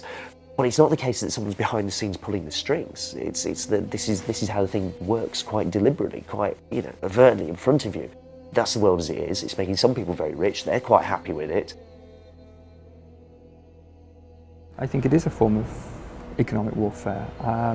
Much of the change in the way that the global economy works over the last 30 years result from this debt, this third world debt, because it's given rich countries and banks and the financial sector enormous amounts of power and control over the poorer bits of the world where a lot of the resources are that we like using. And that's been used in a way that many people have compared to a form of colonialism. I mean, it's a very real, direct form of power that's been used over those countries to force those countries to do what are really in the interests of the richest segments of the world that they do. And as a result of that, not only have corporations become absolutely, made huge amounts of profits and become absolutely enormous and all pervasive, but the financial sector has become even bigger than that. And the real money in the world to be made today is not by producing anything at all. It's simply by forms of speculating, basically making money from money. That's the most profitable and by far and away the biggest form of activity, of economic activity that exists in the world today. To protect themselves, vulnerable countries need to accrue currency from rich countries, who create these currencies out of nothing. The Netherlands' first Governor General of Indonesia, the man who built the trade routes, fortified them. What I mean by that is built forts along them and fought Spanish fleets and British fleets, said about the development of the Netherlands Empire and Netherlands trade was, "We cannot make trade without war, nor war without trade." Money and power.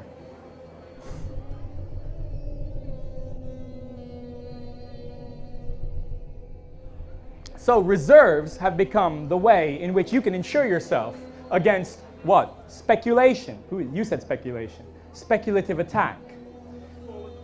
Fall in the markets. Bubbles.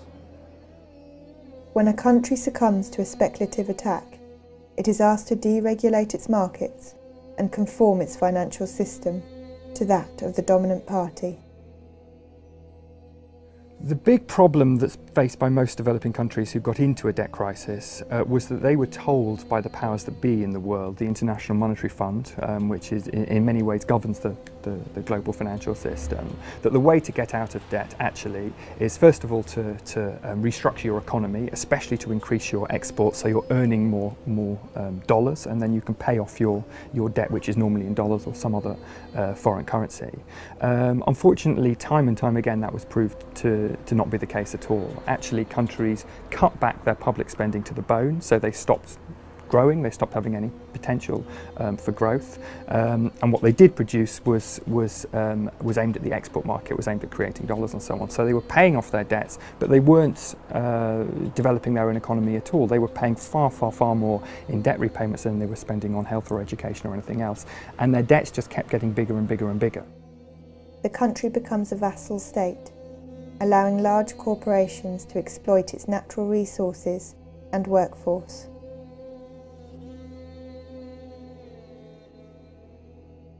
It's not even shadowy. You see, there's no great mystery about what's happening here and about the way the world operates. It's quite blunt. I mean, for the last 30 years, you've got something pretty much everywhere, well, it certainly spreads pretty much everywhere, that generally gets labelled neoliberalism, this idea that you should have floating exchange rates, weak regulation, particularly of financial markets, minimal government interference or involvement with what market does, and that's more or less how the world operates. And then there are institutions, and the outstanding one at this point is the IMF, that will actively try and enforce this state of affairs.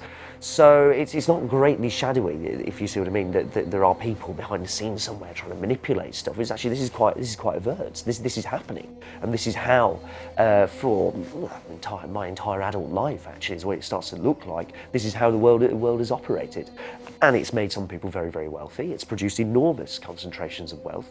So when the International Monetary Fund comes in order to try and alleviate a country's debt problems, it imposes a set of conditions. And in the 1980s and 90s, they called that set of conditions structural adjustment program. And it tends to take very similar forms wherever it happens. And indeed, we can see structural adjustment programs in essence happening today in countries like Greece and Portugal and Ireland, where countries are instructed to decrease the amount that they spend on the public sector. They are instructed to liberalise their trade market and liberalise their capital market, so money can much more easily come in and out of their economy. And the idea is that this will encourage investment to come in from richer parts of the world, and that all of their problems will be solved from this investment. And in actual fact, this has proved time and time again to be completely without foundation. In actual fact, what happens is it destroys fledgling industries and capacities in these developing countries, and developing countries become completely dependent on goods and services from developed countries and also from capital from developed countries. One of the things the International Monetary Fund is very keen on is telling countries to lower the taxes that should be paid by multinational corporations when they come and operate in a country, because then you'll encourage more multinational corporations to come in. Of course, what it also means is the profits that are made by those multinational corporations leave the country just as quickly, and the country itself doesn't benefit. And today you have many developing countries which have got almost no tax base. They've not developed a tax base at all, and so they're even more dependent on international capital markets, on the money markets, on creating debt. And that's why you have so many countries in the world that have really been robbed of their sovereignty. It's very difficult to see how democratic societies can evolve or function when actually a government is more dependent on the diktats of the International Monetary Fund and the money markets than it is on their own people.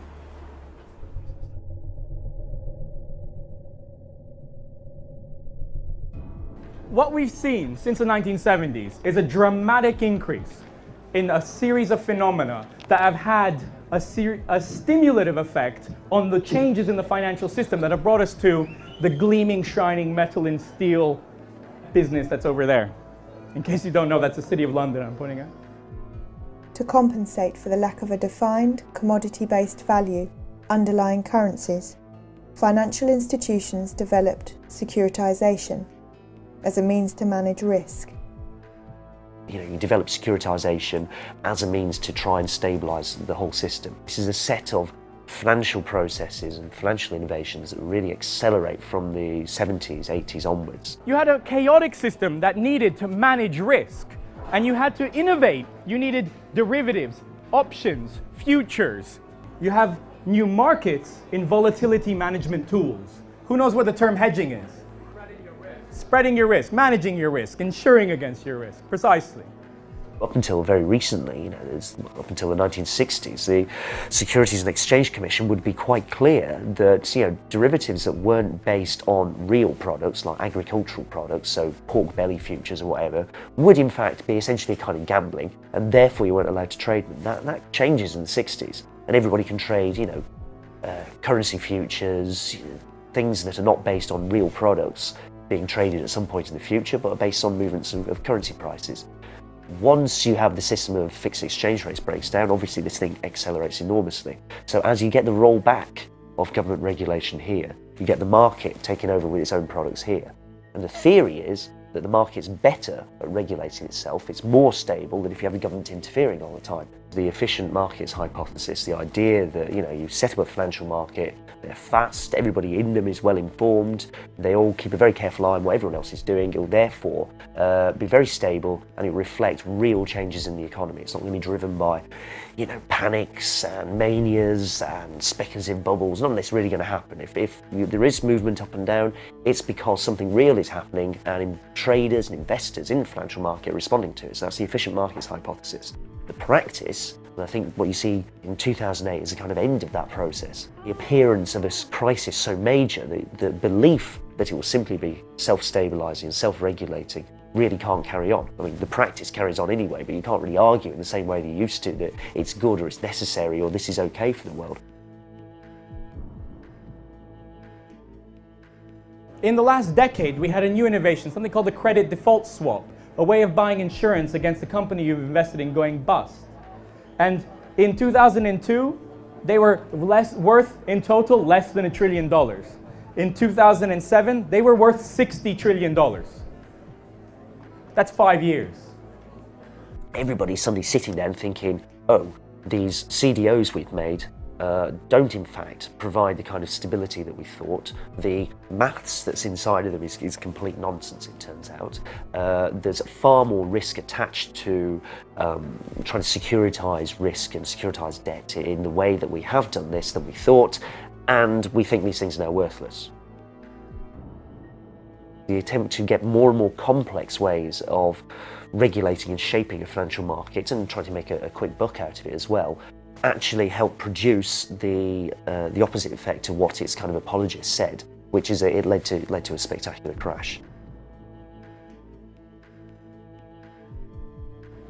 What we saw as a result of this very different situation was one phenomenon above all, one sector above all grew, and that was the financial sector. While the financial sector benefits enormously from the current monetary system, the system is neither stable nor fair. The assumption in what the Bank of England does right now is that the cash that we hold is backed up by government debt. The government can back up its promises by the fact that it can tax the public. So what they're implying is that cash is backed up by government debt, when government debt is backed up by the ability of government to get cash from the public. Time and time again over the last 30 years we've seen private debts being transformed into public debts, and ultimately the price of that debt is paid by the public in the debtor country. This is why spending cuts are necessary. The system is designed to make certain people very rich at the expense of a nation's citizens and taxpayers. The system lowers the standard of living of the majority and distributes this wealth among the privileged. So what we're left with is a financial system since the early 70s that has no fixed exchange rates, that suddenly has increasingly open financial borders, that has central banks having to manage without having any control because there's nothing here where the gold used to be. Chaotically, they have to ease quantitatively. They have to lend as a lender of last resort. Throughout history, monetary systems were designed to give the dominant international power an advantage, and this power is fiercely defended and expanded on.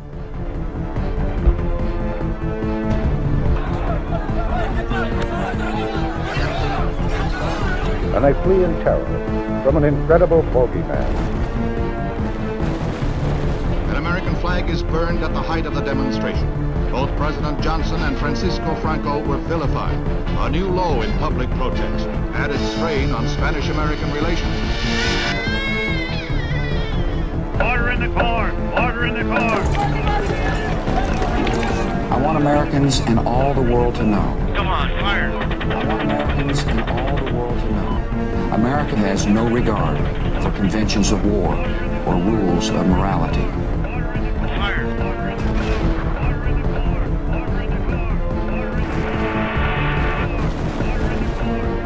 Objection overruled.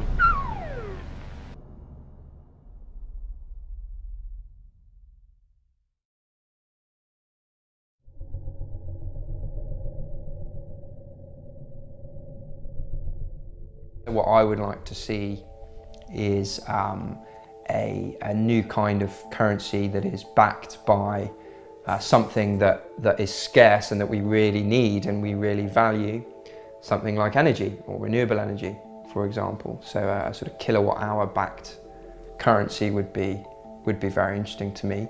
We need to start valuing the things that are most scarce and that we need to survive as a human race in the long run, and backing an international currency with something like that will generate enormous investment in, for example, renewable energy, if that's the primary international unit of account that's being used. Another option is a basket of currencies, so you mix up the value of different currencies to create a very solid currency that people have confidence in. Perhaps even better would be a basket of commodities with which to back up international currencies. Now, if it was possible, internationally, some way or another, to get all these competing and increasingly competing national economies together and say, we're all going to sit down and write out an agreement, somewhat like the Bretton Woods Agreement, which will allow for, unlike Bretton Woods, allow for some currencies to be pegged against different baskets of goods that are more appropriate to their national economies. And you can sort of arrange this. If you could arrange that to happen, then that would be nice, and you can see how that would start to create a kind of order in the international macroeconomy, which is otherwise lacking. The real difficulty there is just political. It's like, who on earth is going to do this? Who is the force that's going to kind of make this thing happen? Creating a monetary system which is both fair and stable is possible and can be achieved. What are international organisations for, if not for such a purpose?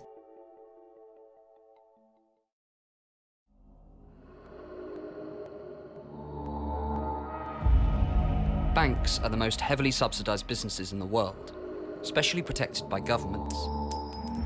While the money runs out for the rest of us, the largest private banks still thrive.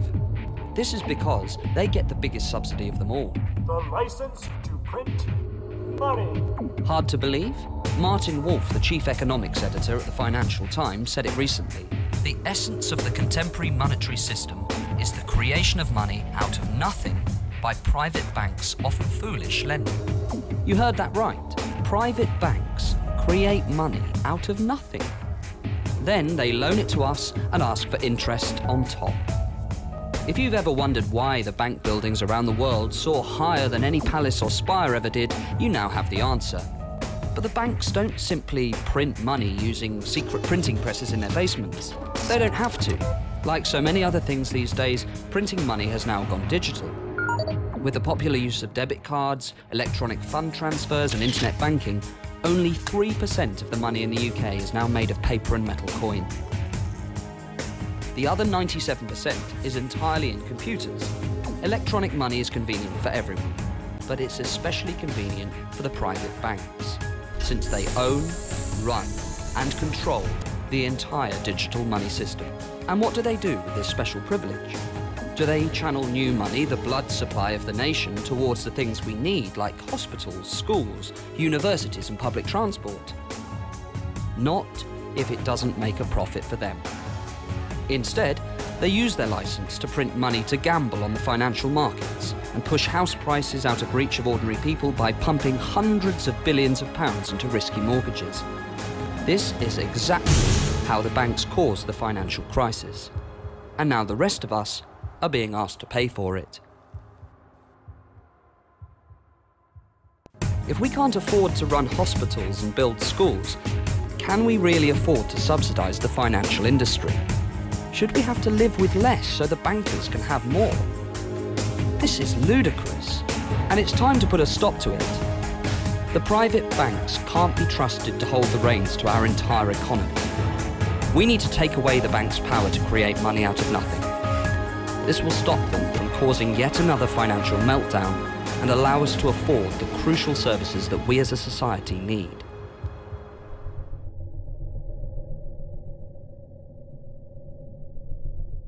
What does a progressive financial system look like? And I want to hear what some of you think. Who thinks, for example, that we should ban banks from creating money? Control over how money is created and what it's used for is a democratic issue. You currently have the banking sector, profit-seeking banking sector, not accountable to anybody other than themselves, who are creating up to £200 billion a year of new spending power and deciding where in the economy that goes. Monetary reformers believe that that entire money supply should be for the benefit of the public and should never be created by a private organisation as debt. Democratising the money supply, what that means is putting the power to issue and allocate money back into the hands of the people, taking it away from private organisations, institutions that don't actually represent the people, that are not democratically accountable to the people. The banks aren't democratically accountable. They're accountable to their shareholders and their shareholders only. Now they're underwritten by us, by the taxpayer, but they're not accountable to us. That doesn't make any sense at all.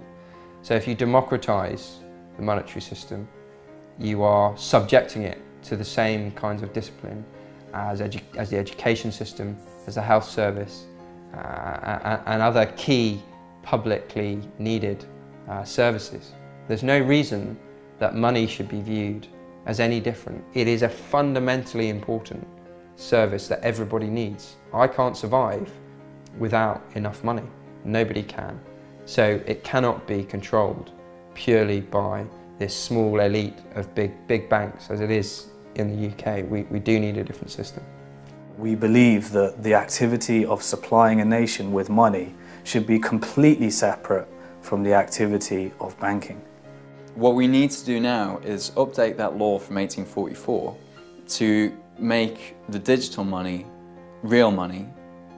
Real, it could be electronic money, but it needs to be classified as money. We just want banks to be like every other private organisation, private company in the economy, to be subject to market discipline. The problem is that now we're in this hybrid model where we have no control of how they spend the money, which creates our money, but also we're reliant on them to create our money. We're all constantly in debt. We'll be in debt pretty much for the rest of our lives, and the younger generations have it even worse than the older generations. I've just been reading a report from the United Nations Environment Programme, and they say we need $2 trillion a year. 2 trillion, can you imagine what 2 trillion is? It's a lot of money. A year to finance the greening of the economy, to move away from poisonous carbon, which is poisoning the atmosphere, to alternatives to carbon. When the banks collapsed in 2007-9, we found, according to the Bank of England, not me, the Bank of England tells me that we raised $14 trillion in a year to bail out the banks. So against that $2 trillion a year to bail out the ecosystem, is no big deal. This kind of model doesn't make any sense, either from an orthodox free market perspective, because these banks are monopolists. Effectively they monopolise credit creation, so they don't obey the rules of any kind of free market discipline, yet at the same time they're not producing socially or environmentally beneficial outcomes along any real kind of scale. All that money does is enable us to do what we can do. And once we get our heads around that, we can make money work for what we need. The power to create money is so powerful. You've got to be very concerned about who has that power. If it's somebody who's going to benefit from creating the money, then they're going to have the incentive to create more than the economy actually needs. The same would probably happen if you give that power to politicians. You can't trust a politician to be trying to please voters and to have power over creating money at the same time. It's a real conflict of interest. The only thing you really can do is to give it to somebody who has no conflict of interest, an independent, transparent, accountable body. Money could be allocated according to the needs and desires of the population. Systems could be put in place to allow for direct democratic allocation of funds, either wholly or partially.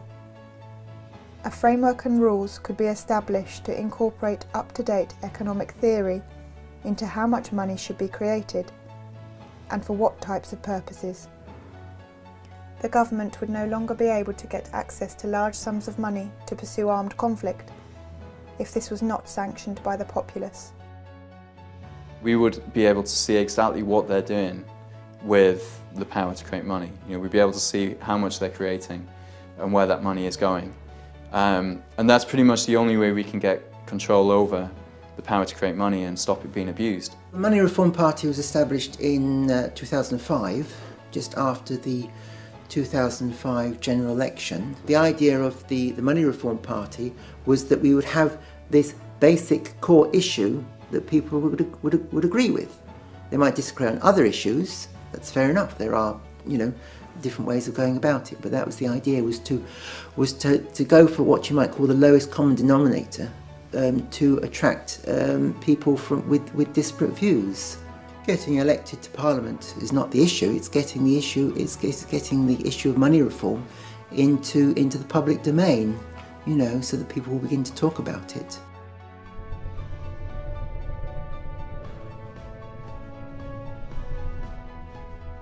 Banks should not be able to gamble with your money without your permission. So what they would need to do is offer two types of account. One is a safe, we call it a transactions account. You put your money in there, the bank doesn't lend it, they don't put it at any risk whatsoever. The other is an investment account where you put your money in for a certain period of time and then the bank takes that away and they invest it. What happens when you use these two types of account is that in the event that a bank fails, the money in the safe accounts is still there, it's not at risk.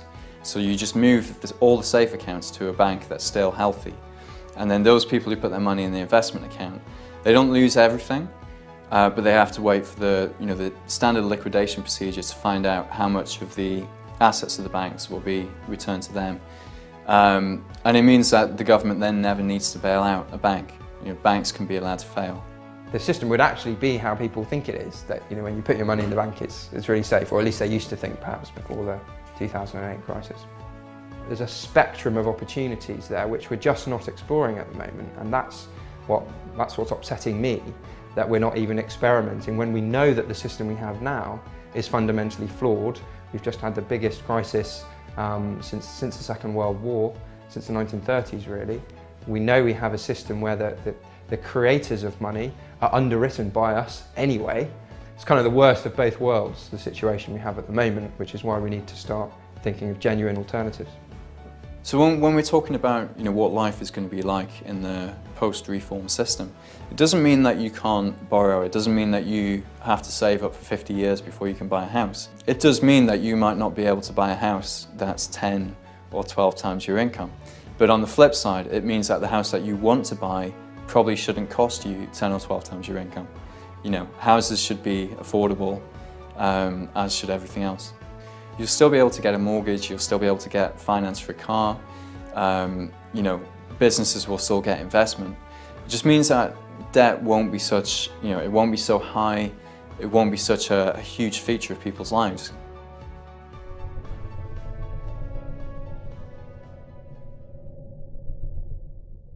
Person-to-person banking has been around for a while. It's essentially the eBay of banking, so it allows borrowers and lenders to be put together in a marketplace. Default rates at the largest peer-to-peer lender, Zupa, are 0.7%. Risk is minimised by pooling funds so that each investor's contribution to a specific loan remains minimal. There's a site which is about currency exchange, so again bypassing the kind of mainstream banking or currency exchange system and just doing it person to person. I think a lot of the interesting stuff that's going to happen around currencies and around money more generally is to do with the impact of the internet. My gut feeling is that we will see more and more of those types of systems. We will also see more and more applications and things using our phones that we would never have imagined. And I think we're only just at the beginning of that.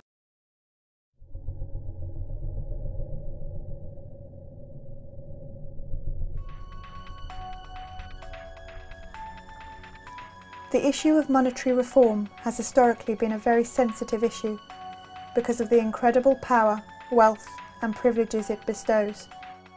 In an age where analytic thought and a scientific approach are held in such high esteem, there is no justifiable argument for keeping the mechanics and implications of the monetary process such a taboo subject. As democratic citizens, we have the right to demand a monetary system which is both stable and beneficial to society. The banking lobby is very powerful. I suspect that they won't be in favour of these kinds of models, although ultimately one could argue that it's a much more stable footing for banks. The coalition government has set up an independent commission on banking, the ICB, and their remit is to essentially make recommendations to the government on how the banking sector can be fixed. Their remit includes figuring out how they can prevent future bailouts. When they held their public meetings around the country, at each of those meetings, of the 5 panellists at that meeting, at least about 3 of them were representatives of the big banks. It's a bizarre relationship. If you were going to try and improve building regulations, you wouldn't hire a cowboy builder who'd built a building that collapsed. So why are we asking the banks for advice on what we should do about banking? The Independent Commission on Banking recommended 2 major reforms. The first was the implementation of greater capital and loss-absorbing capacity. This in effect is complementary to Basel III and will not differentiate the UK banking system from the rest of Europe. The second recommendation was the ring-fencing of retail banks. Although portrayed as harsh to the banks, it can also be interpreted as a benefit, as retail banks will now have a lower capital requirement ratio than investment banks. There's this cosy relationship between government and the banks. In the middle of the crisis, I spoke to somebody who was working in the Treasury in the middle of the crisis, And he said pretty much every second person that you spoke to was working for one of the big banks. So when it comes to a decision about whether you let one of these toxic banks fail or whether you rescue it, what kind of decision are you going to get from, what kind of recommendation are you going to get from somebody who works in that bank? I've got a whole string of letters and cards from various politicians over the years. Really, you get letters which, in most cases, say nothing at all apart from "thank you very much." You know, this. You know, thank you for your letter. You know, or thank you for your DVD. I'll have a look at it. Or in the case, of course, letters to the Prime Minister. It was the last Prime Minister a couple of years ago. You know, thank you for your letter to the Prime Minister. It's been passed on to the Treasury, who will no doubt respond to you directly in due course. And of course, I'm still waiting about 2 years later from any sort of response from the Treasury.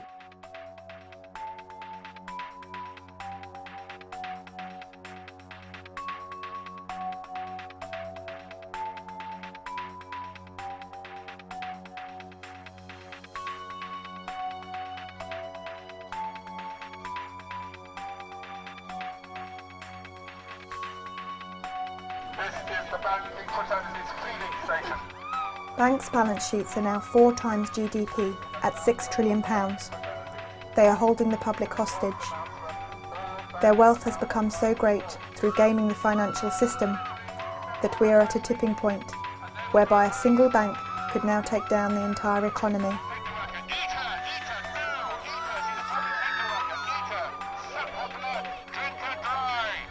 We can't let the banks go back to business as usual, because if they do, then all we're going to see is more debt, more poverty, more inequality, and another crisis in 5 or 10 years, which we're going to have to pay for again.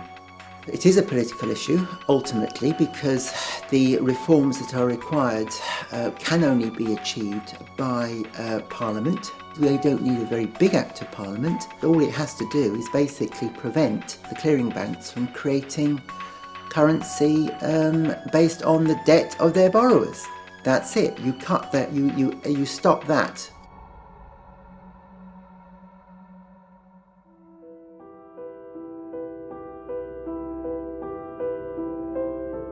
This is George.